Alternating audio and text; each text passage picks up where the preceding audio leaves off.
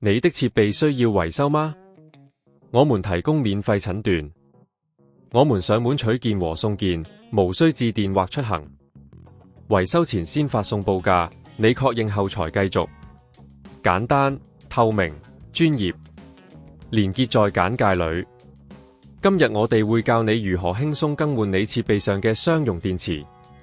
首先，你需要準備好商用電池、螺絲刀、撬棒和一個乾淨嘅工作空間。首先，確保你嘅設備已經關閉，然後用螺絲刀小心拆除後蓋。記得將螺絲放好，避免遺失。接住，輕輕撬開後蓋，檢查內部連接。如果你嘅設備有保護膜，先小心將佢移除。然後，找到電池連接器，通常喺電池一側。用撬棒輕輕撬起連接器，注意唔好損壞其他元件。當你成功斷開連接後，小心取出舊電池。依家可以放入你新嘅商用電池，確保正確對位，然後將連接器重新插回去。完成後，就可以把後蓋蓋上，並用螺絲刀固定。更換電池後，開啟設備，檢查一切運行正常。如果你有任何疑問或者發現問題，我哋提供免費診斷服務，可以幫你檢查設備狀況。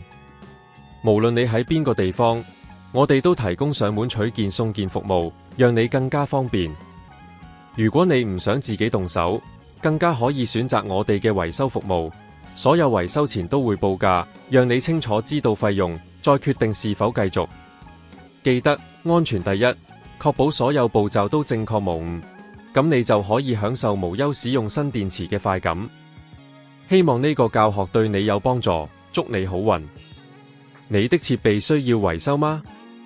我們提供免費診斷，我們上門取件和送件，無需致電或出行。維修前先發送報價，你確認後才繼續。簡單、透明、專業，連結在簡介裏。